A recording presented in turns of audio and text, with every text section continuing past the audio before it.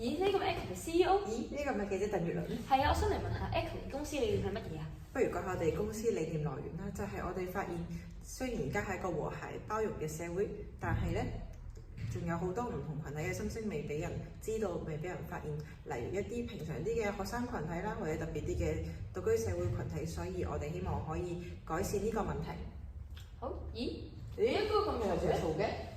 嗱，我做嗰樣嘢咧，就唔係特登嘅，有冇諗過先？喂，咁算唔算係特登嘅？你係咪做咗先？係咪講 sorry 先啊？哇！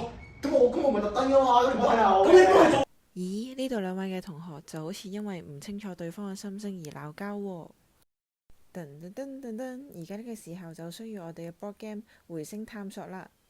講翻我哋嘅理念先，我哋嘅理念好簡單，就係以 board game 為橋梁，打破人與人之間嘅隔閡，推動社會共融，唔分年齡，唔分身份，俾大家坐埋一台，借遊戲嘅互動，講出自己心底話，同埋了解更加多群體嘅心聲，讓每一位嘅聲音都有被尊重嘅理由，從而讓共融嘅溫度可以喺每一次交流同埋理解之中。而呢個就係我哋嘅公司理念，而家就俾我哋睇下我哋公司成員玩緊呢個 board game 嘅時候啦。我哋深知一款可以讓心聲相通嘅桌遊，從來都唔係簡單嘅事情。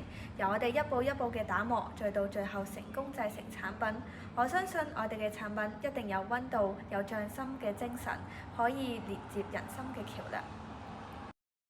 HFBC 乘 JA 青年創業體驗計劃，創意市集依家創夢闖未來。